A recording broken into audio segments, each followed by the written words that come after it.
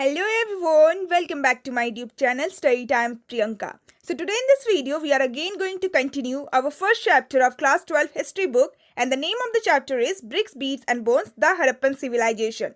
So this video is part 5th of this chapter, and आज के इस video में हम इस चैप्टर के 7 टॉपिक को स्टार्ट करने वाले हैं. But before starting this topic I hope कि आप लोगों ने इस चैप्टर के सारे प्रीवियस पार्ट को ज़रूर देखा होगा. बट अगर अभी तक आप लोगों ने इस चैप्टर के प्रीवियस पार्ट को नहीं देखा है या फिर किसी भी एक पार्ट को मिस किया है, then please check my description box में आपको इस चैप्टर का प्लेलिस्ट का लिंक मिल जाएगा. सो नाउ अब हम इस चैप्टर के 7 टॉपिक को डिस्कस करना स्टार्ट करते हैं. So the name of the 7 topic of this chapter is seals, script and weight. So topic का नाम पढ़ के ही हमें बहुत ही अच्छी तरीके से ये समझ में आ जाता है कि इस टॉपिक में हम लोग हड़प्पन सिविलाइजेशन के सील्स के बारे में पढ़ने वाले हैं, यानी कि मोहरों के बारे में पढ़ने वाले हैं. साथ ही साथ हड़प्पन सिविलाइजेशन में लिखने के लिए जिस स्क्रिप्ट का इस्तेमाल किया जाता था, जिस लिपि का इस्तेमाल किया जाता था, सो उस स्क्रिप्ट के भी कुछ इंपॉर्टेंट फीचर्स के बारे में हम लोग इस टॉपिक में पढ़ने वाले हैं. साथ ही साथ हड़प्पन सिविलाइजेशन के वेट्स, यानी कि जिन सारे वेट्स का इस्तेमाल किया जाता था वजन करने के लिए हड़प्पन सिविलाइजेशन में, सो उन सारे वेट्स के भी कुछ इंपॉर्टेंट फीचर्स के बारे में हम लोग इस टॉपिक में पढ़ने वाले हैं. सो टॉपिक नंबर 7 में आपको 3 सब टॉपिक देखने को मिलेगा, एंड उन 3 सब टॉपिक में हम इन तीनों ही चीज़ों को सेपरेटली बहुत ही अच्छी तरीके से समझने वाले हैं. सो टॉपिक नंबर 7 का जो पहला सब टॉपिक है, topic number 7.1 seals and sealing. So इस टॉपिक में हम लोग सील एंड सीलिंग के बारे में बहुत ही अच्छी तरीके से समझने वाले हैं. सो अगेन हम लोग एक बार डिस्कस कर लेते हैं कि सील्स का मतलब क्या होता है. सो सील्स के बारे में हमने चैप्टर के एकदम स्टार्टिंग में ही डिस्कस किया था, इवन इंट्रोडक्शन में ही डिस्कस किया था कि हड़प्पन सील क्या होता है. सो सील को हिंदी में मोहर कहा जाता है, या फिर इसको और अच्छी तरीके से समझने के लिए आप सील को प्रेजेंट डे के स्टैम्प के साथ कंपेयर कर सकते हो. सो जिस तरीके से हमें अगर किसी भी पेपर में कोई भी इंप्रेशन चाहिए, देन उसके लिए हम लोग स्टैम्प को प्रेस करते हैं. सेम उसी तरीके से जो हड़प्पन पीपल थे, अगर उन्हें भी किसी चीज़ में किसी चीज़ का इंप्रेशन चाहिए, देन उसके लिए वो लोग सील्स को स्टैम्प की तरह यूज़ करते थे, एंड सील को उन सारे ऑब्जेक्ट्स के ऊपर प्रेस किया करते थे. सो सील का मतलब मुहर होता है, एंड सीलिंग क्या होता है. सो जिस चीज़ के ऊपर, जिस ऑब्जेक्ट के ऊपर उस सील को प्रेस किया गया है, जहाँ पे हमें उसका इंप्रेशन देखने को मिलता है, सो उस चीज़ को सीलिंग कहा जाता है. सो सील एंड सीलिंग क्या होता है ये तो हमने बहुत ही अच्छी तरीके से समझ लिया. सो आखिर हम लोग इस टॉपिक में क्या पढ़ने वाले हैं तब. सो इस टॉपिक में हम लोग सील एंड सीलिंग के यूजेस के बारे में जानेंगे. सो आर्कियोलॉजिस्ट को हड़प्पन सिविलाइजेशन में बहुत सारे हड़प्पन सील मिले, एक दो नहीं बल्कि बहुत सारे मिले, एंड अलग अलग शेप एंड साइज के, अलग अलग डिजाइन्स के मिले. सो आखिर हड़प्पन पीपल इतने सारे सील्स को क्यों प्रोड्यूस करते थे, उसका यूजेस क्या होता था. सो इस टॉपिक में हम लोग सील एंड सीलिंग के यूजेस के बारे में ही जानने वाले हैं. So Harappan people seal and sealing को यूज करते थे to facilitate long distance communication, यानी कि लॉन्ग डिस्टेंस कम्युनिकेशन को ईजियर बनाने के लिए, उसको बहुत ज़्यादा आसान बनाने के लिए जो हड़प्पन पीपल होते थे वो लोग सील एंड सीलिंग का इस्तेमाल करते थे.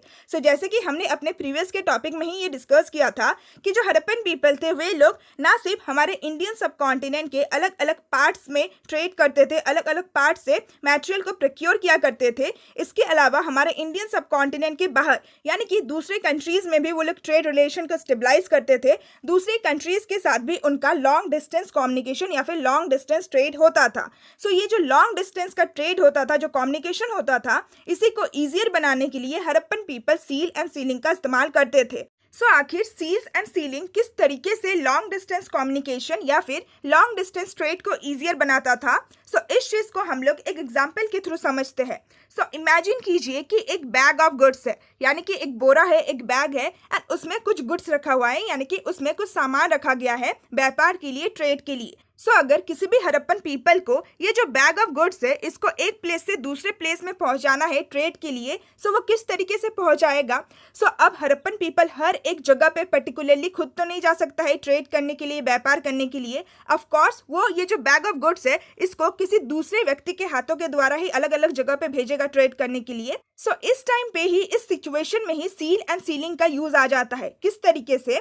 सो उस टाइम पीरियड में कोई ऐसा गारंटी नहीं था कि ये जो बैग ऑफ गुड्स है ये पूरे सिक्योरिटी के साथ, पूरे सेफ्टी के साथ उस जगह पे पहुंच जाए या फिर उस व्यक्ति के पास पहुंच जाए जहां पे जो हड़प्पन पीपल थे इसको भेजना चाहते थे. सो सिक्योरिटी को इंश्योर करने के लिए, सेफ्टी को इंश्योर करने के लिए सील एंड सीलिंग का इस्तेमाल किया जाता था. सो इस चीज को भी हम लोग बहुत ही अच्छी तरीके से समझते हैं। सो ये जो बैग ऑफ गुड्स है, सो इस बैग ऑफ गुड्स का जो भी ओनर होगा, सो सबसे पहले तो वो अपने बैग के माउथ को, यानी कि जो ऊपर का हिस्सा होता है, उसको बहुत ही अच्छी तरीके से टाई करेगा विद अ रोप, यानी कि एक रस्सी से बहुत ही अच्छी तरीके से बांधेगा। एंड फिर उस रस्सी का जो नॉट होगा, यानी कि उस रस्सी का जो गांठ होगा, सो उस गांठ के ऊपर वो कुछ वेट क्ले को फिक्स करेगा, यानी कि कुछ गीली मिट्टी या फिर जो गीला क्ले होता है उसको फिक्स करेगा।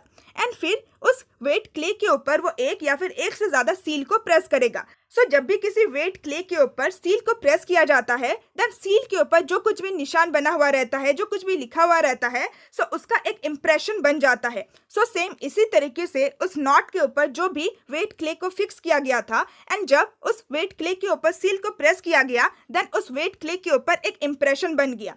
सो अगर वो जो बैग है जिसके ऊपर वेट क्ले को फिक्स किया गया था, सो अगर वो बैग अपने प्रॉपर सीलिंग के साथ, इंटैक्ट का मतलब होता है विदाउट एनी डैमेज, सो अगर वो जो बैग है वो अपने प्रॉपर सीलिंग के साथ उस जगह पे पहुंच जाता है जिस जगह पे जो ओनर था वो उसको भेजना चाहते थे, या फिर उस व्यक्ति के पास पहुंच जाता है जिस व्यक्ति के पास ओनर उस बैग ऑफ गुड्स को भेजना चाहते थे, दैट मीन्स कि उस बैग के साथ किसी ने भी किसी भी तरीके का छेड़खानी नहीं किया है। सो सिक्योरिटी को इंश्योर करने के लिए, अपना जो गुड्स है उसके सेफ्टी को इंश्योर करने के लिए Harappan people seal and ceiling का इस्तेमाल किया करते थे। सो आई होप कि आपको बहुत ही अच्छी तरीके से समझ में आ गया होगा कि Harappan people seal and ceiling का इस्तेमाल किस लिए करते थे और किस तरीके से करते थे। सो अपना जो भी गुड्स है, सो जब वो लोग अपने गुड्स को लॉन्ग डिस्टेंस में भेजते थे ट्रेड के लिए, सो सिक्योरिटी को इंश्योर करने के लिए, उन सारे गुड्स के सेफ्टी को इंश्योर करने के लिए वो सील एंड सीलिंग का इस्तेमाल किया करते थे। सो इसीलिए आर्कियोलॉजिस्ट को हड़प्पन सिविलाइजेशन में एक्सकेवेशन के दौरान बहुत सारे सील्स एंड सीलिंग मिलते हैं।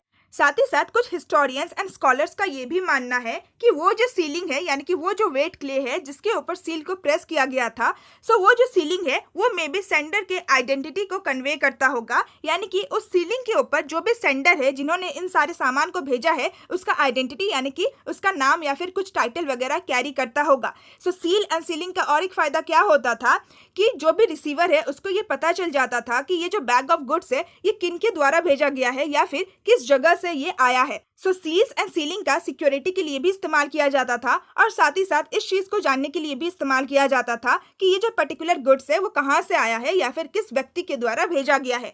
सो विद दिस हमारा टॉपिक नंबर 7.1 कंप्लीट होता है।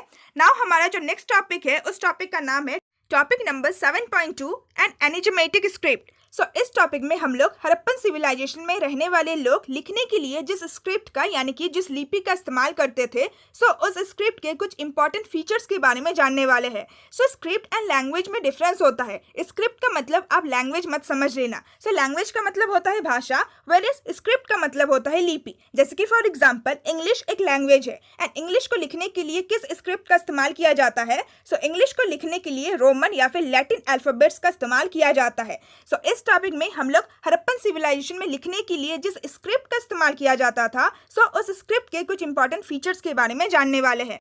सो हड़प्पन सिविलाइजेशन के लोग लिखने के लिए जिस स्क्रिप्ट का इस्तेमाल करते थे, जिस लिपि का इस्तेमाल करते थे, उसको एक एनिग्मेटिक स्क्रिप्ट कहा गया है। सो एनिग्मेटिक का मतलब होता है that is very difficult to understand. So Harappan people जिस भी स्क्रिप्ट का इस्तेमाल करते थे लिखने के लिए, उसको जानना बहुत ज़्यादा डिफिकल्ट है। सो इसीलिए इसको एक एनिग्मेटिक स्क्रिप्ट कहा गया है। एंड जैसे कि हमने चैप्टर के स्टार्टिंग में ही ये डिस्कस किया था कि हड़प्पन पीपल लिखने के लिए जिस भी स्क्रिप्ट का इस्तेमाल करते थे वो अभी तक अनडिसाइफर है, यानी कि अभी तक आर्कियोलॉजिस्ट, हिस्टोरियंस या फिर स्कॉलर्स को ये नहीं पता है कि हड़प्पन पीपल आखिर किस लिपि में, किस स्क्रिप्ट में लिखा करते थे। सो इसी वजह से जितने भी हमारे पास लिटरेसी सोर्सेस है, सो उन सारे सोर्सेस के द्वारा भी हम कुछ भी इंफॉर्मेशन फाइंड आउट नहीं कर सकते हैं हड़प्पन सिविलाइजेशन के बारे में। सो इस टॉपिक में हम लोग हड़प्पन सिविलाइजेशन के स्क्रिप्ट को तो नहीं समझ पाएंगे, बट उस स्क्रिप्ट का जो इंपॉर्टेंट फीचर्स है, सो उन सारे इंपॉर्टेंट फीचर्स को जरूर समझेंगे। सो अगर हम पहले इंपॉर्टेंट फीचर की बात करें, सो आर्कियोलॉजिस्ट को जितने भी हड़प्पन सील्स मिले हैं हड़प्पन सिविलाइजेशन में एक्सकेवेशन के दौरान, सो हर एक हड़प्पन सील के ऊपर आर्कियोलॉजिस्ट को एक लाइन ऑफ राइटिंग मिला है, यानी कि हर एक मुहर में, हर एक सील में कुछ ना कुछ लिखा गया है। एंड ज्यादा कुछ नहीं लिखा गया है, बल्कि एक ही लाइन ऑफ राइटिंग लिखा गया है। कुछ हिस्टोरियंस एंड स्कॉलर्स का ये भी मानना है कि हड़प्पन सील के ऊपर वो जो लाइन ऑफ राइटिंग है, वो जो कुछ भी लिखा गया है, ये मे बी ओनर के नेम या फिर उनके टाइटल को कंटेन करता होगा। यानी कि हर एक जो सील है, उस सील का जो भी ओनर रहा होगा, ओनर ने अपने अपने सील के ऊपर अपना नाम लिखवाया होगा या फिर अपना टाइटल लिखवाया होगा। जैसे कि हमने देखा कि सील का किस लिए इस्तेमाल किया जाता था, लॉन्ग डिस्टेंस ट्रेड को ईजियर बनाने के लिए। जब भी कोई सामान अपने सील या फिर सीलिंग के साथ रिसीवर के पास पहुंचेगा, द रिसीवर को ये पता चल जाएगा कि ये जो बैग ऑफ गुड्स है, ये जो सामान है, ये कहाँ से आया है या फिर किस व्यक्ति के द्वारा भेजा गया है। ये था पहला इंपॉर्टेंट फीचर कि हमें हड़प्पन सील के ऊपर एक लाइन ऑफ राइटिंग देखने को मिलता है। नाउ अगर हम दूसरे इंपॉर्टेंट फीचर की बात करें, हड़प्पन सील के ऊपर हमें एक लाइन ऑफ राइटिंग तो देखने को मिलता ही है, साथ ही साथ हर एक हड़प्पन सील के ऊपर कुछ मोटिव्स भी बने हुए थे। मोटिव्स का मतलब होता है डिजाइन या फिर पिक्चर।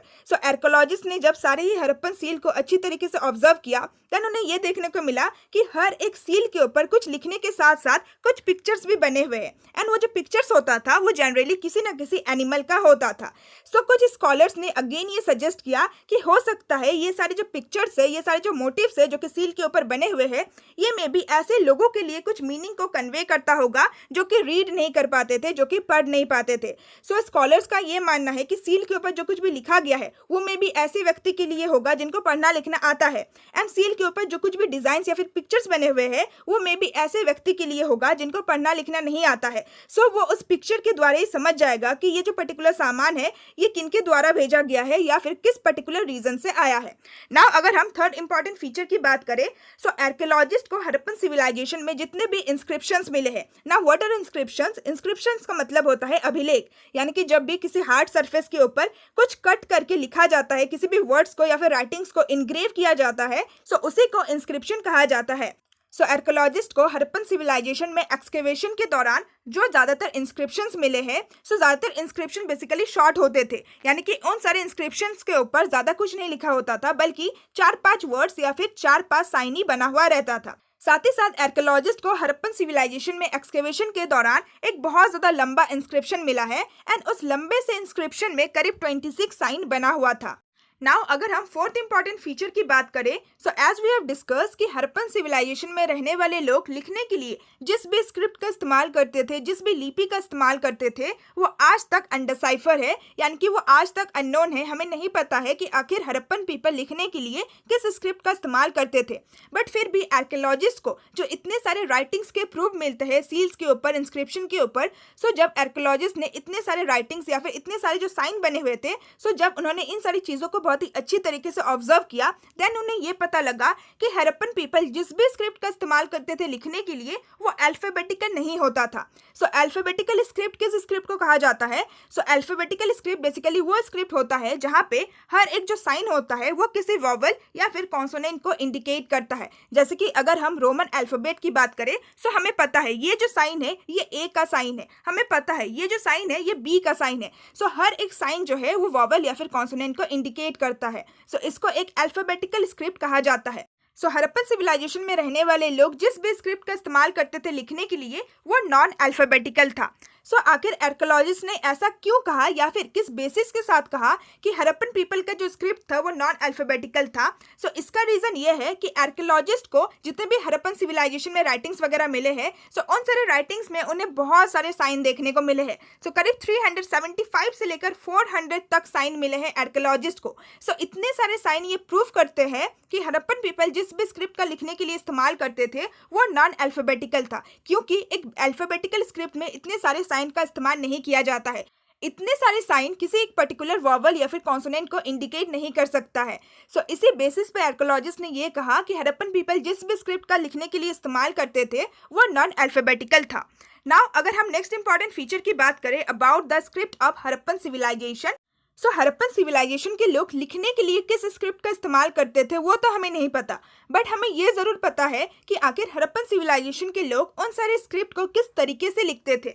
आर्कियोलॉजिस्ट ने ये फाइंड आउट किया है कि हड़प्पन पीपल बेसिकली राइट से लेकर लेफ्ट की तरफ लिखा करते थे। सो जनरली जब हम लोग इंग्लिश या फिर हिंदी लैंग्वेज को लिखते हैं देन हम लोग लेफ्ट से स्टार्ट करते हैं और राइट की तरफ लिखते हैं, but Harappan people basically right से स्टार्ट करते थे और लेफ्ट की तरफ लिखा करते थे। सो आखिर आर्कियोलॉजिस्ट ने ये कैसे फाइंड आउट किया कि हड़प्पन पीपल किस तरफ से लिखा करते थे? सो अगेन आर्कियोलॉजिस्ट को जितने भी राइटिंग्स के प्रूफ मिलते हैं, जितने भी सील्स वगैरह पे या फिर इंस्क्रिप्शन में जितने भी राइटिंग्स मिलते हैं, सो जब उन्होंने उन सारे राइटिंग्स को, उन सारे साइन को बहुत ही अच्छी तरीके से ऑब्जर्व किया, देन अच्छी तरीके से ऑब्जर्व करने के बाद उन्हें ये पता चला कि बेसिकली किसी भी सील के ऊपर जो राइट साइड में जितने भी साइन या फिर जो कुछ भी लिखा गया है वो बहुत ही अच्छे खासे स्पेस में लिखा गया है, वेयरएज लेफ्ट साइड के ऊपर जो कुछ भी लिखा गया है वो बहुत ज्यादा कम स्पेस पे लिखा गया है, वो बहुत ज्यादा क्रैम्पिंग यानी कि बहुत ज्यादा कंजेस्टेड है। सो इससे क्या पता चलता है कि जो भी इनग्रेवर रहा होगा यानी कि वो व्यक्ति जिन्होंने इन सारे सील्स के ऊपर लिखा है, इन सारे इंस्क्रिप्शन के ऊपर लिखा है, सो उन्होंने राइट साइड से ही लिखना शुरू किया होगा, क्योंकि राइट साइड में हमें बहुत ज्यादा फाका फाका स्पेस मिलता है। सो इनग्रेवर ने राइट साइड से ही लिखना शुरू किया होगा, एंड जब वो लेफ्ट साइड की तरफ आता है देन कम स्पेस की वजह से वो बहुत ज्यादा छोटे छोटे वर्ड्स को लिखता है, बहुत ज्यादा छोटे छोटे साइन बनाता है। सो इसी चीज से हमें ये प्रूफ मिलता है कि हड़प्पन पीपल लेफ्ट से राइट की तरफ नहीं बल्कि राइट से लेफ्ट की तरफ लिखा करते थे। नाउ नेक्स्ट हमें राइटिंग के एविडेंस के बारे में बता रखा है, यानी कि आखिर आर्कियोलॉजिस्ट को किस किस जगह से या फिर किन किन ऑब्जेक्ट से राइटिंग का एविडेंस मिलता है, हड़प्पन पीपल किन सारे ऑब्जेक्ट्स के ऊपर लिखा करते थे।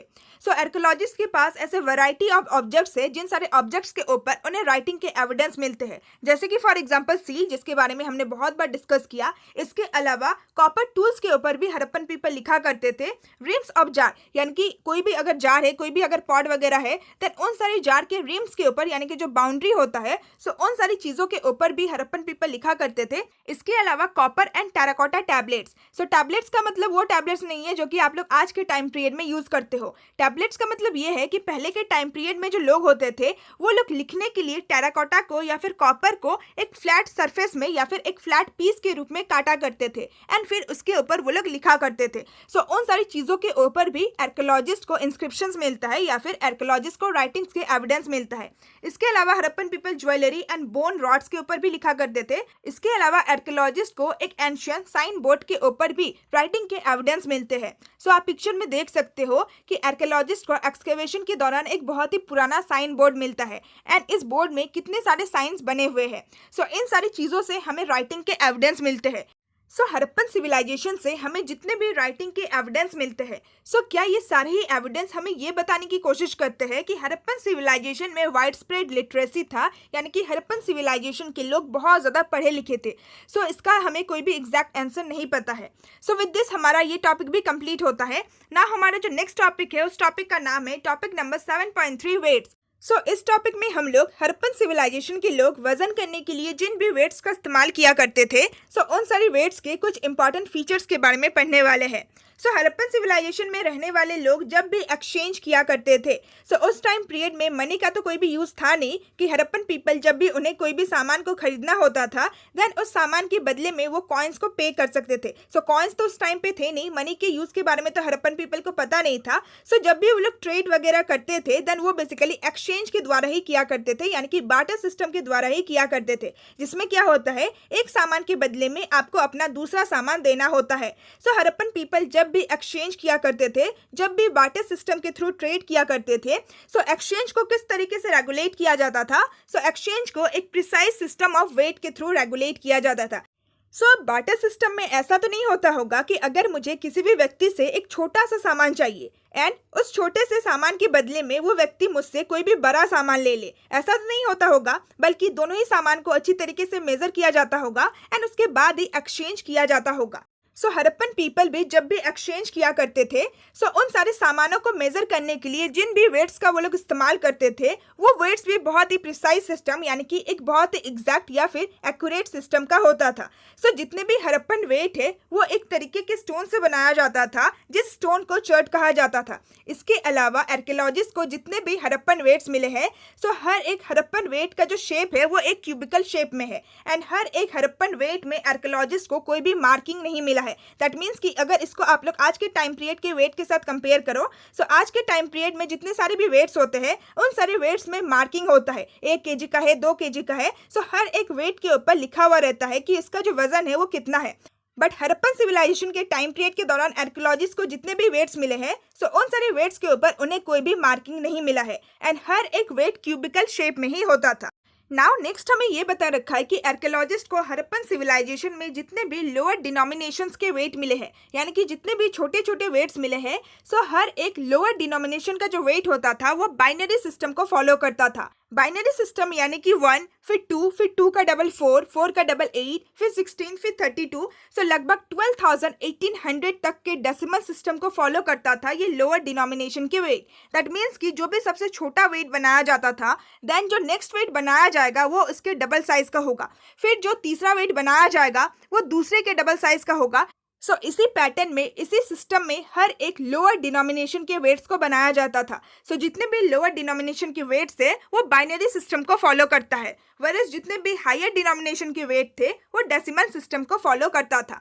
सो आर्कियोलॉजिस्ट का ये मानना है कि जितने भी लोअर डिनोमिनेशंस के वेट थे, यानी कि जितने भी स्मॉलर वेट्स थे, सो मे बी स्मॉलर वेट्स को किन सारी चीज़ों को वजन करने के लिए इस्तेमाल किया गया होगा। सो जैसे कि ज्वेलरी एंड बीड्स, जो खुद भी बहुत ही छोटा छोटा चीज़ होता है, जिसका जो वजन होता है वो बहुत ज़्यादा हल्का होता है। सो इन्हीं सारी चीज़ों को वजन करने के लिए मे बी स्मॉलर वेट का इस्तेमाल किया जाता होगा। साथ ही साथ आर्कियोलॉजिस्ट को एक्सकेवेशन के दौरान एक मेटल स्केल पेन भी मिला है, यानी कि एक तराजू भी मिला है हड़प्पन सिविलाइजेशन से। सो विद दिस हमारा टॉपिक नंबर 7.3 भी कंप्लीट होता है, जिसमें हमने हड़प्पन सिविलाइजेशन में यूज किए जाने वाले वेट्स के कुछ इंपॉर्टेंट फीचर्स के बारे में जाना। सो आई होप कि आपको टॉपिक नंबर 7 के सारे ही सब टॉपिक्स बहुत ही अच्छी तरीके से समझ में आ गए होंगे। सो नाउ हमारा जो नेक्स्ट टॉपिक है उस टॉपिक का नाम है टॉपिक नंबर 8, एंशिएंट अथॉरिटी। सो इस टॉपिक में हम लोग क्या पढ़ने वाले हैं? सो जैसे कि टॉपिक का नाम पढ़ के ही समझ में आता है, इस टॉपिक में हम लोग एंशिएंट अथॉरिटी के बारे में पढ़ने वाले हैं। सो अथॉरिटी का मतलब क्या होता है? अथॉरिटी का मतलब होता है पावर, या फिर एक ऐसा व्यक्ति जिसके हाथ में पावर होता है टू गिव ऑर्डर या फिर टू मेक डिसीजन। सो इस टॉपिक में हम लोग एंशिएंट यानी कि पुराने टाइम पीरियड के, यानी कि हड़प्पन सिविलाइजेशन के अथॉरिटी के बारे में पढ़ने वाले हैं। सो इस टॉपिक में बेसिकली हम लोग ये पढ़ने वाले हैं कि क्या हड़प्पन सिविलाइजेशन को कोई एक रूलर द्वारा रूल किया जाता था? क्या हड़प्पन सिविलाइजेशन का कोई एक राजा होता था, कोई एक रूलर होता था, कोई एक अथॉरिटी होता था जिसके हाथ में पावर था, जो कि हड़प्पन सिविलाइजेशन के हर एक डिसीजन को लेता था, जो कि हड़प्पन सिविलाइजेशन के लोगों के ऊपर अपने ऑर्डर को इम्पोज करता था? सो वही सारी चीज़ों के बारे में हम लोग इस टॉपिक में पढ़ने वाले हैं। सो अभी तक हमने हड़प्पन सिविलाइजेशन के बारे में जो कुछ भी जाना, हड़प्पन सोसाइटी के बारे में जो कुछ भी जाना, सो इससे हमें क्या पता चलता है कि हड़प्पन सोसाइटी में बहुत सारे इंपॉर्टेंट एंड कॉम्प्लेक्स डिसीजन लिए गए थे, और साथ ही साथ उन सारे डिसीजन को इम्प्लीमेंट भी करवाया गया था, लागू भी करवाया गया था। जैसे कि for example the extraordinary uniformity of the Harappan artefacts, यानी कि हड़प्पन सिविलाइजेशन से हमें जितने भी आर्टिफैक्ट्स मिलते हैं, चाहे हम पोट्री की बात करें, सील की बात करें, वेट की बात करें या फिर ब्रिक्स की बात करें, सो हर एक हड़प्पन आर्टिफैक्ट्स में हमें एक बहुत ही एक्स्ट्रा ऑर्डिनरी यूनिफॉर्मिटी देखने को मिलता है, यानी कि सिमिलैरिटी देखने को मिलता है। सो जैसे कि अगर हम पोट्री का ही एग्जांपल लेते हैं, सो अगर आप हड़प्पन सिविलाइजेशन के किसी भी साइट, किसी भी सेटलमेंट का पोट्री देख लो, सो हर एक पोट्री में आपको सिमिलैरिटी देखने को मिलेगा। हर एक पोट्री एक ही तरीके से, एक ही डिजाइन से बनाया गया है, एक ही तरीके का मटेरियल का इस्तेमाल किया गया है पोट्री को बनाने के लिए, एंड साथ ही साथ उस पोट्री का जो शेप एंड जो साइज है वो भी सिमिलर है। सो हमें एक सिमिलैरिटी का एविडेंस मिलता है पूरे ही सिविलाइजेशन में। साथ ही साथ अगर आप हड़प्पन सील्स की बात करो, जिसके बारे में हमने अभी तक चैप्टर में बहुत बार डिस्कस किया, सो पूरे ही सिविलाइजेशन में जितना भी हड़प्पन सील मिलता है आर्कियोलॉजिस्ट को, सो सारे ही सील्स में भी हमें यूनिफॉर्मिटी यानी कि सिमिलैरिटी देखने को मिलता है। हर एक सील एक ही तरीके के मटेरियल से बनाया गया था, हर एक सील में हमें एक लाइन ऑफ राइटिंग देखने को मिलता है, हर एक सील में हमें एनिमल्स के मोटिव्स देखने को मिलता है, साथ ही साथ सील को बनाने का जो तरीका था उसमें भी हमें सिमिलैरिटी देखने को मिलता है। अगर हम नेक्स्ट वेट का एग्जांपल ले, सो अभी हमने डिस्कस किया कि पूरे ही सिविलाइजेशन में जिस तरीके का वेट का इस्तेमाल किया जाता था वो भी सिमिलर होता था, यानी कि एक क्यूबिकल वेट का इस्तेमाल किया जाता था जिसमें कोई भी मार्किंग नहीं होता था। एंड वेट को बनाने का तरीका भी हमने जाना कि बेसिकली जितने भी छोटे वेट्स होते थे वो बाइनरी सिस्टम को फॉलो करते थे, एंड जितने भी हायर डिनोमिनेशन के वेट होते थे वो डेसिमल सिस्टम को फॉलो करते थे। सो पूरे ही हड़प्पन सिविलाइजेशन में आपको एक ही सिस्टम ऑफ वेट देखने को मिलेगा। साथ ही साथ अगर हम ब्रिक्स की बात करें, सो ब्रिक्स में भी हमें एक बहुत ही जबरदस्त यूनिफॉर्मिटी यानी कि सिमिलैरिटी देखने को मिलता है। सो ब्रिक्स के फीचर्स के बारे में भी हमने डिस्कस किया था कि पूरे ही सिविलाइजेशन में आपको जहां पे भी ब्रिक्स देखने को मिलता है, सो हर एक ब्रिक्स एक प्रॉपर रेशियो में बनाया गया था, जिसमें जो लेंथ होता है वो उसके हाइट के 4 टाइम्स होता है, एंड जो ब्रेथ होता है वो उसके हाइट के ट्वाइस होता है। सो ऐसे ही प्रॉपर शेप और साइज या फिर इसी प्रॉपर रेशियो का ब्रिक्स हमें पूरे ही सिविलाइजेशन में देखने को मिलता है। सो अगर आप हड़प्पन सिविलाइजेशन के किसी भी साइट, किसी भी सेटलमेंट में चले जाओ, जैसे कि चानोदारो या फिर बालाकोट, नागेश्वर, या फिर आप बड़े से बड़े सेटलमेंट में चले जाओ जैसे कि मोहनजोदारो एंड हड़प्पा। सो मोहनजोदारो में आपको जिस तरीके के पोट्री मिले हैं, जिस तरीके के सील देखने को मिलते हैं, जिस तरीके के वेट या फिर जिस तरीके के ब्रिक्स देखने को मिलते हैं, उसी सेम तरीके का bricks, weight, seal and pottery आपको चानोदारो जैसे छोटे से सेटलमेंट में भी देखने को मिलता है। सो पूरे सिविलाइजेशन में हमें एक गजब का यूनिफॉर्मिटी देखने को मिलता है, एक सिमिलैरिटी देखने को मिलता है। सो इन सारे आर्टिफैक्ट्स में जो हमें सिमिलैरिटी देखने को मिलता है या फिर जो यूनिफॉर्मिटी देखने को मिलता है या फिर इन सारे आर्टिफैक्ट्स में हमें जो प्लानिंग देखने को मिलता है, सो ये सारी ही चीज़ें हमें ये प्रूव करती है कि हड़प्पन सोसाइटी में बहुत ही कॉम्प्लेक्स डिसीजंस को लिए गए थे, बहुत सारे इंपॉर्टेंट डिसीजंस को लिए गए थे, बहुत सारे इंपॉर्टेंट प्लानिंग किया गया था एंड उन सारे इंपॉर्टेंट प्लानिंग या फिर उन सारे इंपॉर्टेंट डिसीजन को इम्प्लीमेंट भी किया गया था। अगर इम्प्लीमेंट नहीं किया गया होता देन हमें ये सिमिलैरिटी या फिर ये यूनिफॉर्मिटी नहीं देखने को मिलता। सो अगर हम दूसरा एग्जाम्पल ले, सो अगर हम पर्टिकुलरली ब्रिक्स की बात करें, जिसके बारे में हमने अभी डिस्कस किया कि ब्रिक्स को एक यूनिफॉर्म रेशियो में यानी कि एक प्रॉपर या फिर सिमिलर रेशियो में बनाया जाता था, जिसमें जो लेंथ एंड जो ब्रेथ होता था वो हाइट के 4 टाइम्स एंड ट्वाइस होता था। सो ये जो ब्रिक्स में हमें यूनिफॉर्मिटी देखने को मिलता है थ्रू आउट द रीजन, यानी कि पूरे ही हड़प्पन सिविलाइजेशन में, from Jammu and Kashmir to Gujarat, यानी कि जम्मू एंड कश्मीर से लेकर गुजरात के बीच में आपको जितने भी हड़प्पन सेटलमेंट्स देखने को मिलते हैं, जितने भी हड़प्पन साइट्स देखने को मिलते हैं, सो हर एक हड़प्पन सेटलमेंट्स में जो भी स्ट्रक्चर्स, जो भी हाउसेस बनाया गया था एंड उन सारे स्ट्रक्चर या फिर हाउसेस को बनाने के लिए जिन भी ब्रिक्स का इस्तेमाल किया गया था, सो सेम प्रोपोर्शन या फिर आपको एक यूनिफॉर्म रेशियो का ही ब्रिक्स देखने को मिलता है। सो अब यहाँ पे एक क्वेश्चन अराइज होता है कि हमें जो ब्रिक्स में एक यूनिफॉर्म रेशियो देखने को मिलता है, यानी कि एक जो प्रॉपर या फिर जो सिमिलर शेप एंड साइज देखने को मिलता है, सो ये होना पॉसिबल नहीं है कि जितने भी ब्रिक्स बनाए गए थे हड़प्पन सिविलाइजेशन में, वे सारे ही ब्रिक्स एक ही सिंगल सेंटर में प्रोड्यूस किए गए थे, यानी कि एक पर्टिकुलर रीजन में ही बनाया गया था। सो ये होना बिल्कुल भी पॉसिबल नहीं है, क्योंकि हड़प्पन सिविलाइजेशन किसी एक पर्टिकुलर रीजन में रेस्ट्रिक्टेड नहीं था, बल्कि बहुत सारे एरियाज में फैला हुआ था। इंडिया, पाकिस्तान, बलूचिस्तान, सो 3 कंट्रीज में ये जो सिविलाइजेशन था ये फैला हुआ था। सो किसी एक पर्टिकुलर रीजन में ही ब्रिक्स को प्रोड्यूस किया जाता था एंड उस पर्टिकुलर रीजन से इतने सारे जगहों पे ब्रिक्स को ले जाया जाना पॉसिबल नहीं था। सो दैट मीन्स कि ब्रिक्स किसी एक पर्टिकुलर सेंटर में प्रोड्यूस नहीं किए जाते थे, बल्कि जहाँ पे भी कंस्ट्रक्शन होता था सो उसके आसपास के रीजन में ही प्रोड्यूस किए जाते थे। सो आखिर हमें ब्रिक्स में इतना ज्यादा यूनिफॉर्मिटी कैसे देखने को मिलता है? एक ही रेशियो के, एक ही शेप एंड साइज के ब्रिक्स हमें कैसे देखने को मिलता है, जबकि ब्रिक्स अलग अलग सेंटर्स में प्रोड्यूस किए जाते थे?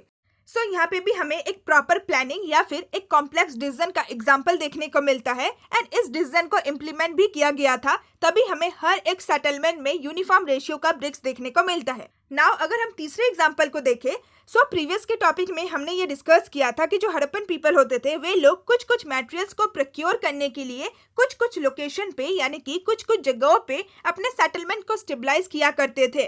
सो अगेन यहाँ पे हमें एक एग्जांपल देखने को मिलता है कि आखिर वो कौन व्यक्ति होता था या फिर ऐसा कौन सा पावर था, ऐसा कौन सा अथॉरिटी था जो कि हड़प्पन पीपल को कहते थे कि आप उन सारे जगहों पे जाओ जिन सारे जगहों पे आपको रॉ मटेरियल अवेलेबल हो रहा है एंड उन सारी जगहों पे आप लोग अपने सेटलमेंट को स्टेबलाइज करो। सो अगेन यहाँ पे हमें एक कॉम्प्लेक्स डिसीजन का एग्जांपल देखने को मिलता है एंड ये जो डिसीजन था ये इंप्लीमेंट भी करवाया गया था। एंड नाउ अगर हम फोर्थ एग्जांपल को देखें, सो आखिर वो कौन सा अथॉरिटी था, वो क्या पावर था या फिर वो कौन व्यक्ति था जो कि लेबर को मोबिलाइज करते थे फॉर मेकिंग ब्रिक्स, यानी कि ये जो यूनिफॉर्म रेशियो का ब्रिक्स होता था, एक ही शेप एंड साइज के जो ब्रिक्स होते थे, सो आखिर वो कौन व्यक्ति था जो कि लेबर को ये कहता था कि आपको इसी प्रोपोर्शन में, इसी रेशियो में ब्रिक्स को बनाना है। साथ ही साथ आखिर ऐसा कौन सा अथॉरिटी था, ऐसा कौन सा पावर था जो कि लेबर को मैसिव वॉल्स एंड प्लेटफॉर्म्स को कंस्ट्रक्ट करने के लिए कहता था। सो जैसे कि हमने अपने प्रीवियस के टॉपिक में डिस्कस किया था कि सिटाडेल बेसिकली मड ब्रिक्स के प्लेटफॉर्म के ऊपर ही बनाया गया था एंड सिटाडेल के ऊपर जितने सारे भी स्ट्रक्चर्स वगैरह बनाए गए थे वे सारे स्ट्रक्चर बहुत ज़्यादा मैसिव थे एंड पब्लिक पर्पस के लिए यूज़ किए जाते थे। सो आखिर कौन सा ऐसा अथॉरिटी होता था जो कि इन सारे लेबर को कहता था कि आपको सिटाडेल में बहुत सारे मैसिव पब्लिक स्ट्रक्चर को बनाना है। सो ये जितने भी एग्जांपल्स हमने देखे, सो इन सारे एग्जांपल से ये प्रूव होता है कि हड़प्पन सोसाइटी में बहुत सारे कॉम्प्लेक्स डिसीजंस को लिए गए थे। हड़प्पन सिविलाइजेशन में जितना कुछ भी कंस्ट्रक्शन हमें देखने को मिलता है वो एक प्रॉपर प्लानिंग के साथ किया गया था एंड हर एक डिसीजन को अच्छी तरीके से इम्प्लीमेंट भी किया गया था। सो यहाँ से क्वेश्चन अराइज होता है that who organize this activities. So आखिर इन सारे एक्टिविटीज एक्टिविटीज को कौन ऑर्गेनाइज करवाता था, कौन करवाता था। क्या हड़प्पन सिविलाइजेशन को कोई एक पर्टिकुलर रूलर रूल करता था या फिर हड़प्पन सिविलाइजेशन को कोई एक ग्रुप ऑफ पीपल रूल करता था। हड़प्पन सिविलाइजेशन में क्या कोई गवर्नमेंट होता था, कौन इन सारी चीजों को ऑर्गेनाइज करवाता था। इसका आंसर हमें अपने नेक्स्ट टॉपिक में मिलेगा, टॉपिक नंबर 8.1, जिस टॉपिक का नाम है पैलेसेस एंड किंग्स। अगर हमारा ये जो क्वेश्चन है कि क्या हड़प्पन सिविलाइजेशन को कोई एक पर्टिकुलर राजा रूल करता था, हड़प्पन सिविलाइजेशन में ये सारे जो एक्टिविटीज होते थे उन सारे एक्टिविटीज को कौन परफॉर्म करवाता था। हमारे पास जितने भी आर्कियोलॉजिकल रिकॉर्ड्स है, यानी कि जितने भी आर्कियोलॉजिकल एविडेंस है, उन सारे आर्कियोलॉजिकल एविडेंस से हमें कोई भी इमीडिएट आंसर नहीं मिलता है, यानी कि कोई भी प्रॉपर या फिर एक्यूरेट आंसर नहीं मिलता है कि क्या हड़प्पन सिविलाइजेशन को कोई एक पर्टिकुलर राजा द्वारा रूल किया जाता था, या फिर हड़प्पन सिविलाइजेशन में कोई एक सेंटर ऑफ पावर होता था, या फिर कोई एक व्यक्ति होता था जिसके हाथ में पावर होता था, या फिर कोई एक ग्रुप ऑफ पीपल ही होता था जिसके हाथ में पावर होता था। इन सारे क्वेश्चन का हमारे पास कोई भी एग्जैक्ट आंसर नहीं है। बट आर्कियोलॉजिस्ट को हड़प्पन सिविलाइजेशन के कुछ साइट्स में कुछ इंपॉर्टेंट चीजें मिलती है, कुछ इंपॉर्टेंट आर्कियोलॉजिकल एविडेंस मिलता है, जिससे हमें शायद थोड़ा बहुत पावर या फिर अथॉरिटी के बारे में पता चलता है। आर्कियोलॉजिस्ट को एक्सकवेशन के दौरान मोहनजोदारो में एक लार्ज बिल्डिंग मिलता है, यानी कि एक बहुत ही बड़ा सा स्ट्रक्चर मिलता है, बिल्डिंग मिलता है। एंड आर्कियोलॉजिस्ट के अकॉर्डिंग हो सकता है कि ये जो लार्ज बिल्डिंग है ये मे बी एक पैलेस होता होगा, यानी कि ये एक महल होता होगा। बट जब आर्कियोलॉजिस्ट ने इस लार्ज बिल्डिंग में एक्सकेवेशन किए तब उन्हें कोई भी स्पेक्टिकुलर फाइंड्स नहीं मिला, यानी कि कोई भी रॉयल चीज़ या फिर कोई भी असाधारण चीज़ नहीं मिला। जब भी हम लोग पैलेस को इमेजिन करते हैं तब हमारे माइंड में बहुत सारे रॉयल सामान घूमते हैं, बहुत सारे महंगे सामान घूमते हैं। अगर ये लार्ज बिल्डिंग एक पैलेस था देन आर्कियोलॉजिस्ट को कुछ भी रॉयल सामान मिलता या फिर कुछ भी महंगे ऑब्जेक्ट्स मिलते, बट आर्कियोलॉजिस्ट को एक्सकेवेशन के दौरान ऐसा कोई भी स्पेक्टिकुलर ऑब्जेक्ट्स यानी कि ऐसा कोई भी रॉयल या फिर महंगा सामान नहीं मिलता है। हम ये नहीं कह सकते हैं कि ये जो लार्ज बिल्डिंग था ये एक पैलेस था। नाउ अगर हम दूसरे आर्कियोलॉजिकल रिकॉर्ड की बात करें या फिर आर्कियोलॉजिकल एविडेंस की बात करें, आर्कियोलॉजिस्ट को एक्सकेवेशन के दौरान एक स्टोन का स्टैचू मिला है, यानी कि पत्थर से बना एक स्टैचू मिला है, एक मूर्ति मिला है। आर्कियोलॉजिस्ट ने इस स्टोन स्टैचू को एक प्रीस्ट किंग कहा है। आखिर आर्कियोलॉजिस्ट ने इस स्टोन के स्टैचू को एक प्रीस्ट किंग क्यों कहा है? क्या सच में ये जो स्टैचू है ये एक राजा का ही स्टैचू है जो कि हड़प्पन सिविलाइजेशन को रूल किया करता था? इसका भी कोई भी हमें इमीडिएट या फिर एक्यूरेट आंसर नहीं मिलता है। आर्कियोलॉजिस्ट ने इस स्टैचू को एक प्रीस्ट किंग इसलिए कहा है क्योंकि आर्कियोलॉजिस्ट मेसोपोटामिया के हिस्ट्री के साथ बहुत ज़्यादा फैमिलियर है। जैसे कि हमने पहले भी डिस्कस किया है कि हड़प्पन सिविलाइजेशन जो है वो मेसोपोटामियन सिविलाइजेशन का एक कॉन्टेम्पोररी सिविलाइजेशन है, यानी कि जिस टाइम पीरियड में हड़प्पन सिविलाइजेशन एग्जिस्ट करता था वही सेम टाइम पीरियड में मेसोपोटामियन सिविलाइजेशन भी एग्जिस्ट करता था। मेसोपोटामियन सिविलाइजेशन में हमें जितने भी टेक्स्ट वगैरह मिले हैं, मेसोपोटामियन सिविलाइजेशन में लिखने के लिए जिस भी स्क्रिप्ट का इस्तेमाल किया जाता था वो डिसाइफर हो चुका है। जब आर्कियोलॉजिस्ट मेसोपोटामिया के टेक्स्ट को पढ़ते हैं देन मेसोपोटामिया के टेक्स्ट को पढ़ के उन्हें प्रीस्ट किंग के बारे में पता लगता है कि मेसोपोटामियन सिविलाइजेशन के सोसाइटीज को या फिर सेटलमेंट्स को प्रीस्ट किंग द्वारा रूल किया जाता था।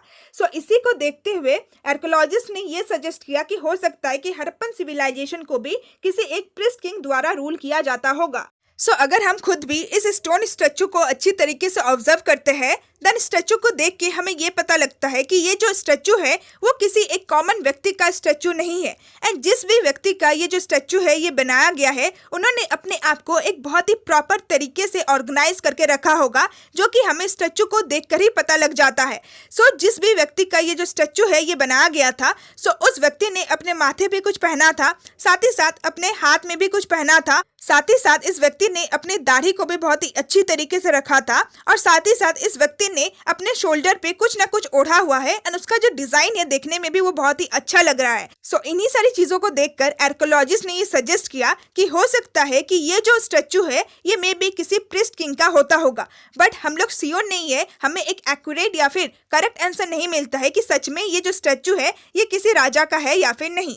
नाउ नेक्स्ट हमें ये बता रखा है कि हड़प्पन सिविलाइजेशन में जो कुछ भी रिचुअल को प्रैक्टिस किया जाता था, जो कुछ भी रिलीजियस एक्टिविटीज को किया जाता था, उस चीज को भी हम लोग बहुत ही अच्छी तरीके से नहीं समझ सकते हैं क्योंकि हमारे पास ऐसा सोर्सेस नहीं है जिसके थ्रू हम लोग हड़प्पन सिविलाइजेशन में परफॉर्म किए जाने वाले रिचुअल प्रैक्टिस को समझ सके। साथ ही साथ हमारे पास ऐसा भी कोई सोर्स नहीं है जिससे हमें ये पता चले कि हड़प्पन सिविलाइजेशन में ये सारे जो रिचुअल प्रैक्टिसेस होते थे, जो भी व्यक्ति इन सारे रिचुअल प्रैक्टिसेस को करवाता था, सो क्या उसके पास कोई पॉलिटिकल पावर भी होता था, कोई पॉलिटिकल अथॉरिटी भी होता था? सो इन सारे क्वेश्चंस का हमें कोई भी एग्जैक्ट आंसर नहीं मिलता है। नाउ नेक्स्ट हमें आर्कियोलॉजिस्ट ओपिनियन के बारे में बता रखा है, यानी कि हड़प्पन सिविलाइजेशन के अथॉरिटी से रिलेटेड हमें जो कुछ भी थोड़ा बहुत इंफॉर्मेशन मिलता है, जो कुछ भी हमें थोड़ा बहुत आर्कियोलॉजिकल एविडेंस मिलता है, सो उसके बेसिस पे कुछ कुछ आर्कियोलॉजिस्ट ने अपना अपना ओपिनियन दिया है कि हड़प्पन सिविलाइजेशन में भी इन लोगों के द्वारा रूल किया जाता होगा। जैसे कि अगर हम पहले ओपिनियन की बात करें, सो कुछ आर्कियोलॉजिस्ट का ये मानना था कि पूरा जो हड़प्पन सोसाइटी है, सो हड़प्पन सोसाइटी में कोई भी रूलर नहीं था एंड हर एक व्यक्ति, हर एक हड़प्पन पीपल इक्वल स्टेटस को एंजॉय करता था। सो ये जो पहला ओपिनियन है ये हमें सही नहीं लगता है, क्योंकि ये होना पॉसिबल नहीं है कि इतना बड़ा जो सिविलाइजेशन है वो बिना किसी रूलर के द्वारा मैनेज हो जाए। एंड इनफैक्ट हमने जितने सारे भी एग्जांपल्स देखे जिससे हमें ये पता चलता है कि हड़प्पन सोसाइटी में कॉम्प्लेक्स डिसीजन लिए गए थे एंड उन सारे डिसीजन को इम्प्लीमेंट भी करवाया गया था। सो हर एक व्यक्ति अपना अपना खुद का डिसीजन लेगा, अपने अपने डिसीजन को इम्प्लीमेंट करेगा, देन हमें यूनिफॉर्मिटी देखने को नहीं मिलता, सिमिलैरिटी देखने को नहीं मिलता। सो पहला जो ओपिनियन है वो हमें गलत लगता है कि हड़प्पन सोसाइटी में कोई भी रूलर नहीं था। नाउ अगर हम दूसरे ओपिनियन की बात करें, सो कुछ आर्कियोलॉजिस्ट का ये मानना है कि हड़प्पा के सोसाइटी में या फिर हड़प्पा के सिविलाइजेशन में कोई एक सिंगल रूलर नहीं था, बल्कि बहुत सारे रूलर थे। जैसे कि मोहनजोदारो में एक सेपरेट रूलर था, हड़प्पा में दूसरा रूलर था, एंड जितने भी सेटलमेंट्स है छोटे बड़े, सो हर एक सेटलमेंट में कोई ना कोई राजा था, कोई ना कोई रूलर था। सो ये जो सेकंड ओपिनियन है ये भी हमें थोड़ा बहुत गलत लगता है, क्योंकि अगेन अगर ये जो ओपिनियन था अगर वो सही होता, देन अगेन हमें हड़प्पा के आर्टिफैक्ट्स में यूनिफॉर्मिटी या फिर सिमिलैरिटी देखने को नहीं मिलता। ये पॉसिबल नहीं है कि हर एक सेटलमेंट का जो सेपरेट रूलर होगा, सो वो एक ही तरीके का ब्रिक्स बनवाएगा, एक ही तरीके के वेट, सील या फिर पॉटरी बनाएगा। हमें थोड़ा बहुत डिफरेंसेस देखने को मिलता। सो ये जो सेकंड ओपिनियन है ये भी हमें पॉसिबल नहीं लगता है, ये भी हमें थोड़ा बहुत गलत लगता है।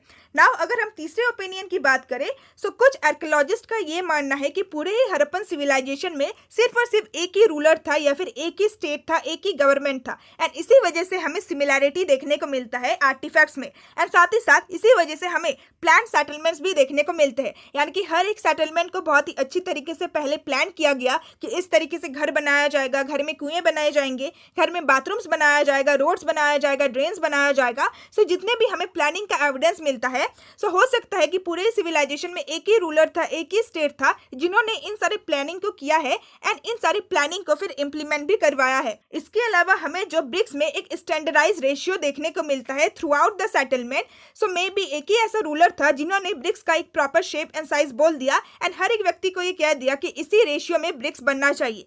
साथ ही साथ अलग अलग सेंटर्स में जहाँ पे रॉ मटेरियल बहुत ज़्यादा अवेलेबल होता है, सो उन सारे सेंटर्स में सेटलमेंट्स को स्टेबलाइज किया जाता था। सो ये काम भी एक जो सिंगल रूलर था वही करवाता था। सो ये जो हमें यूनिफॉर्मिटी या फिर जो सिमिलैरिटी देखने को मिलता है ये मे बी इसी रीजन से देखने को मिलता है कि पूरे ही सिविलाइजेशन को एक ही स्टेट या फिर एक ही रूलर द्वारा रूल किया जाता था। सो ये जो लास्ट थ्योरी है यानी कि ये जो थर्ड ओपिनियन है वो हमें थोड़ा सा प्लॉसिबल यानी कि थोड़ा सा पॉसिबल लगता है, थोड़ा सा सच्चा लगता है, क्योंकि अगर पूरी ही हड़प्पन सिविलाइजेशन में एक ही रूलर रहा होगा देन उन्होंने ही सारी ही जो कम्युनिटीज है उसको कलेक्टिवली बनाया होगा एंड जितने भी कॉम्प्लेक्स या फिर जो इंपॉर्टेंट डिसीजंस है उन सारे डिसीजंस को इम्प्लीमेंट भी करवाया होगा।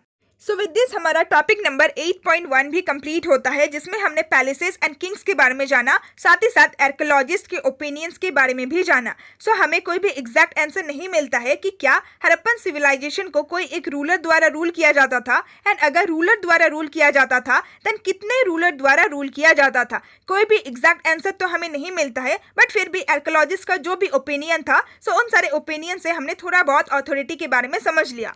नाउ हमारा जो नेक्स्ट टॉपिक है उस टॉपिक का नाम है topic number 9, the end of the civilization. So इस टॉपिक में हम लोग हड़प्पन सिविलाइजेशन के एंड के बारे में या फिर आप कह सकते हैं कि हड़प्पन सिविलाइजेशन के डिक्लाइन के बारे में जानेंगे। सो हड़प्पन सिविलाइजेशन जो कि इतना ज़्यादा रिच सिविलाइजेशन था, इतना ज़्यादा डेवलप एंड अर्बन सिविलाइजेशन था, सो आखिर वो क्या रीज़न था, वो क्या कजेस था जिसकी वजह से ये जो सिविलाइजेशन था ये ख़त्म हो गया, ये जो सिविलाइजेशन था इसका जो डिक्लाइन फेज है वो स्टार्ट हो गया।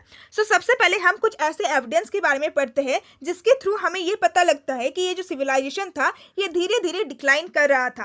सो 1800 BC के टाइम पीरियड के दौरान आर्कियोलॉजिस्ट को कुछ ऐसे एविडेंस मिलते हैं जिससे हमें ये पता चलता है कि जितना भी मैच्योर हड़प्पन साइट है यानी कि 2600 BC से लेकर 1900 BC के बीच में जितने भी हड़प्पन साइट्स थे जो कि बहुत ज़्यादा डेवलप्ड थे, सो उन सारे मैच्योर हड़प्पन साइट में रहने वाले जो लोग थे, जैसे कि फॉर एग्जांपल कोलेस्टन, सो इन सारे साइट में रहने वाले जो लोग थे वे लोग धीरे धीरे इन सारे साइट को अबेंडोनेट यानी कि इन सारे साइट को छोड़ के जा रहे थे 1800 बीसी के टाइम पीरियड के दौरान। एंड साथ ही साथ साइमल्टेनियसली यानी कि इसी टाइम पीरियड के दौरान हमें कुछ और भी एविडेंस देखने को मिलते हैं।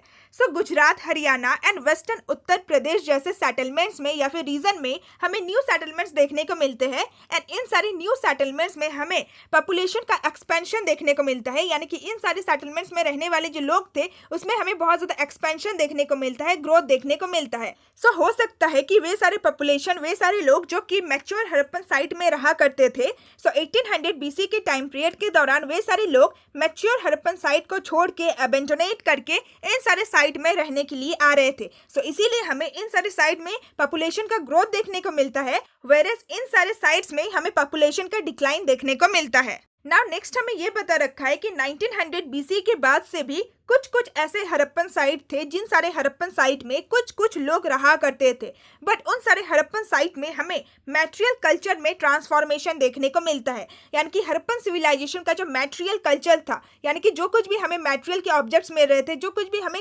हड़प्पन आर्टिफैक्ट्स मिल रहे थे हड़प्पन सिविलाइजेशन से, सो उन सारी चीज़ों में हमें ट्रांसफॉर्मेशन देखने को मिल रहा था। जैसे कि disappearance of the distinctive artefact of the civilisation, यानी कि हड़प्पन सिविलाइजेशन के जितने भी विशेष तरीके के आर्टिफैक्ट्स थे, जैसे कि weight, seal, special types of beads जो कि अलग अलग मटेरियल से बनाया जाता था, सो ये सारी ही चीज़ धीरे धीरे से डिसअपियर हो रहे थे, यानी कि धीरे धीरे से गायब हो रहे थे।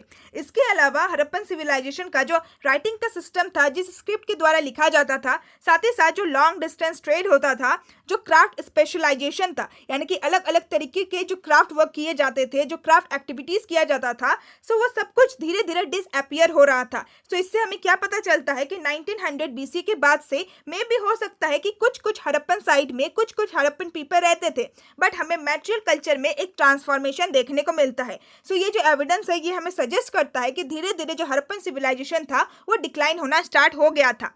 साथ ही साथ हमें ये भी बता रखा है कि अब जो है फ्यूअर मैटेरियल का इस्तेमाल किया जा रहा था फ्यूअर थिंग्स को बनाने के लिए, यानी कि कुछ सामानों का ही, कुछ मैटेरियल का ही इस्तेमाल किया जाता था जो कि लोकली अवेलेबल थे कुछ सामान को बनाने के लिए। वेरस अगर आप मैच्योर हड़प्पन के टाइम पीरियड में देखेंगे देन बहुत सारे वैरायटीज ऑफ मटेरियल का इस्तेमाल किया जाता था एंड बहुत सारे तरीकों के बीट्स वगैरह बनाए जाते थे। सो ये भी हमें एक एविडेंस प्रूव करता है जिसके थ्रू हमें पता चलता है कि जो हड़प्पन सिविलाइजेशन था वो धीरे धीरे अपने डिक्लाइन फेज की तरफ जा रहा था।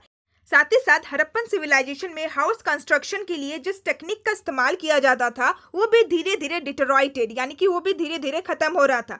यानी कि जिस तरीके से हड़प्पन पीपल अपने घरों को बनाते थे बहुत ही प्रॉपर शेप एंड साइज में, घरों में ही वो लोग अपने बाथरूम्स बनाते थे, घरों में ही वो लोग अपने कुएं बनाते थे, साथ ही साथ एक प्रॉपर जो ड्रेनेज सिस्टम था, सो ये चीज़ धीरे धीरे खत्म हो रहा था। एंड साथ ही साथ वो जो सिटिडल था, सो सिटिडल में कोई भी लार्ज पब्लिक स्ट्रक्चर बनना भी बंद हो गया था। सो अगेन यहाँ पे हमें एविडेंस मिलता है कि जो हड़प्पन सिविलाइजेशन था वो धीरे धीरे अपने डिक्लाइन फेज की तरफ बढ़ रहा था। सो ओवरऑल 1900 बीसी के बाद से हमें हड़प्पन सिविलाइजेशन में जितने भी आर्टिफैक्ट्स या फिर सेटलमेंट्स देखने को मिलते हैं वो एक रूरल वे ऑफ लाइफ, यानी कि एक ग्रामीण जीवन की तरफ इंडिकेट करता है एंड इसी चीज को लेट हड़प्पन या फिर सक्सेसर कल्चर कहा गया है। सो 1900 बीसी से पहले यानी कि मैच्योर हड़प्पन फेज में जितने भी हमें आर्टिफैक्ट्स या फिर सेटलमेंट्स देखने को मिले हैं, सो वो सारे ही आर्टिफैक्ट्स एंड सेटलमेंट्स एक अर्बन वे ऑफ लाइफ को इंडिकेट करता था, यानी कि एक शहरी जीवन को इंडिकेट करता था।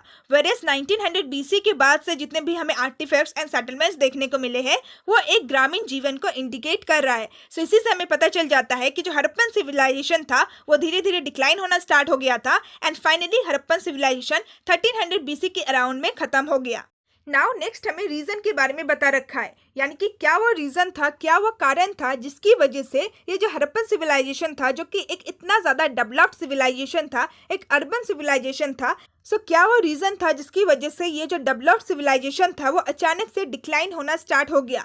सो अभी तक हमने लेट हड़प्पन फेज के बारे में जो कुछ भी जाना, सो उससे हमारे माइंड में क्या क्वेश्चन अराइज होता है that what brought about this changes, यानी कि ऐसा क्या हुआ जिसकी वजह से हमें इतने सारे चेंजेस देखने को मिल रहे थे। सो इसका भी हमारे पास कोई भी एग्जैक्ट आंसर नहीं है, कोई भी एक्यूरेट आंसर नहीं है कि क्या वो रीज़न था जिसकी वजह से इतना बड़ा सिविलाइजेशन एंड इतना डेवलप सिविलाइजेशन अचानक से डिक्लाइन होना स्टार्ट हो गया। बट आर्कियोलॉजिस्ट के द्वारा कुछ एक्सप्लेनेशन दिया गया है कि मे बी ये सारे वो रीज़न हो सकते हैं जिसकी वजह से ये जो सिविलाइजेशन था वो अचानक से डिक्लाइन होना स्टार्ट हो गया होगा। सो पहला रीज़न है क्लाइमेटिक चेंज, यानी कि हड़प्पन सिविलाइजेशन में जो क्लाइमेट था, जो मौसम था, वो अचानक से चेंज होना स्टार्ट हो गया होगा। एंड मे बी इसी वजह से हड़प्पन सिविलाइजेशन में रहने वाले जो लोग थे वे लोग उन सारे साइट या फिर उन सारे सेटलमेंट को छोड़ के दूसरे जगह पे बसने के लिए जा रहे थे। दूसरा जो एक्सप्लेनेशन या फिर जो दूसरा रीज़न है वो है डिफॉरेस्टेशन, यानी कि हो सकता है कि हड़प्पन सिविलाइजेशन में बहुत ज़्यादा डिफॉरेस्टेशन हुआ होगा, ट्रीज को बहुत ज़्यादा कट किया गया होगा, जिसकी वजह से वे सारे जो लैंड्स थे वो बंजर हो गए होंगे। एंड इस वजह से भी जो हड़प्पन पीपल थे वे लोग उन सारी जगहों को छोड़ के दूसरी जगह पे सेटल होने के लिए जा रहे थे। नाउ जो तीसरा एक्सप्लेनेशन या फिर जो तीसरा रीज़न दिया गया है वो है एक्सेसिव फ्लड। सो हो सकता है कि हड़प्पन सिविलाइजेशन में बहुत ज़्यादा फ्लड आया होगा, बहुत ज़्यादा बाढ़ आया होगा, एंड इसी वजह से वहाँ पे रहने वाले जो लोग हैं वे लोग उन सारी जगहों को छोड़ के दूसरी जगहों पे जा रहे थे सेटल होने के लिए। नाउ जो फोर्थ रीजन है वो है शिफ्टिंग एंड और ड्राइंग अप ऑफ रिवर्स, यानी कि हड़प्पन सिविलाइजेशन के सेटलमेंट में जितने भी इंपॉर्टेंट रिवर्स फ्लो करते हैं, सो हो सकता है कि वे सारे इंपॉर्टेंट रिवर्स ने अपना जो रास्ता है उसको शिफ्ट कर लिया होगा, यानी कि उसको चेंज कर लिया होगा। एंड वहाँ पे जितने भी रिवर्स वगैरह थे वे सारे बहुत ज़्यादा ड्राई हो गए होंगे, पानी जो है वहाँ पे सूख गया होगा। सो पानी की कमी होने की वजह से उन सारे लोगों ने उन सारे जगहों को छोड़ना स्टार्ट कर दिया। एंड जो फिफ्थ रीजन है वो है over use of the landscape, यानी कि हो सकता है कि हड़प्पन पीपल ने उस लैंडस्केप का बहुत ज़्यादा ओवर यूज किया था, जिसकी वजह से वो जो लैंड था, वो जो ज़मीन था, वो बहुत ज़्यादा खराब हो गया, जिसकी वजह से हड़प्पन पीपल उन सारे जगहों को छोड़ के दूसरी जगह पे चले गए। सो ये जितने भी कजर्स या फिर ये जितने भी रीजंस दिए गए हैं बाय द आर्कियोलॉजिस्ट, सो हो सकता है कि ये सारे जो कजर्स है वो किसी एक पर्टिकुलर सेटलमेंट के लिए एप्लीकेबल हो। बट इतना बड़ा जो सेटलमेंट है, पूरा जो एंटायर सेटलमेंट है जो कि इंडिया, पाकिस्तान एंड बलूचिस्तान इन तीनों कंट्रीज में फैला हुआ था, सो इतना बड़ा सिविलाइजेशन अचानक से ऐसे कोलैप्स कर गया, अचानक से ऐसे डिक्लाइन होना स्टार्ट हो गया, अचानक से ऐसे खत्म हो गया। सो ये जितने भी कजेस आर्कियोलॉजिस्ट द्वारा दिया गया है, सो ये सारे कजेस या फिर ये सारे जो रीजन है वो इस चीज को एक्सप्लेन नहीं करता है कि पूरा ही सिविलाइजेशन इन छोटे छोटे रीजंस की वजह से या फिर इन छोटे छोटे कजेस की वजह से डिक्लाइन हो गया या फिर कोलैप्स हो गया। ना नेक्स्ट हमें क्या बता रखा है कि कुछ आर्कियोलॉजिस्ट का ये भी मानना है कि हड़प्पन सिविलाइजेशन को रूल करने वाला जो स्ट्रांग यूनिफाइंग एलिमेंट था, जो अथॉरिटी था, सो हो सकता है कि वही खत्म हो गया होगा, जिसकी वजह से भी हड़प्पन सिविलाइजेशन जो है वो खत्म हो गया। Now at the last again हमें ये बता रखा है कि आखिर हमारे पास ऐसे कौन से एविडेंस है जिससे हमें पता चलता है कि ये जो हड़प्पन सिविलाइजेशन था ये खत्म हो गया था। सो पहला है डिसअपीयरेंस ऑफ द सीज, यानी कि जो भी हड़प्पा की मुहर थे वो धीरे धीरे गायब हो रहे थे। साथ ही साथ हड़प्पन पीपल लिखने के लिए जिस स्क्रिप्ट का इस्तेमाल करते थे, सो वो स्क्रिप्ट भी धीरे धीरे से डिसअपियर हो रहा था। साथ ही साथ आर्कियोलॉजिस्ट को हड़प्पन सिविलाइजेशन से जितने भी विशेष तरीके के बीट्स या फिर पोट्रीज मिल रहे थे, सो ये सारे बीट्स एंड पोट्रीज मिलना भी बंद हो गए थे। साथ ही साथ वो जो स्टैंडर्डाइज वेट का सिस्टम था जिसमें डेसिमल एंड बाइनरी सिस्टम को फॉलो किया जाता था, सो वो जो स्टैंडर्डाइज वेट का सिस्टम था उसमें भी हमें चेंज देखने को मिल रहा था। यूज ऑफ लोकल वेट, यानी कि अब वो जो स्टैंडर्डाइज सिस्टम था वेट का, उसकी जगह पे लोकल वेट्स को इस्तेमाल किया जा रहा था एक्सचेंज वगैरह के लिए। साथ ही साथ जितने भी इंपॉर्टेंट सिटीज थे, मोहनजोदारो या फिर हड़प्पा जैसे इंपॉर्टेंट जो सिटीज थे, वे सारी सिटीज धीरे धीरे से डिक्लाइन कर रहे थे एंड उन सारी सिटीज में रहने वाले व्यक्ति उन सारे शहरों को छोड़ के जा रहा था। सो ये सारे जो एविडेंस है वो ये प्रूव करते हैं कि हड़प्पन सिविलाइजेशन का डिक्लाइन हो रहा था एंड फाइनली हड़प्पन सिविलाइजेशन खत्म भी हो गया।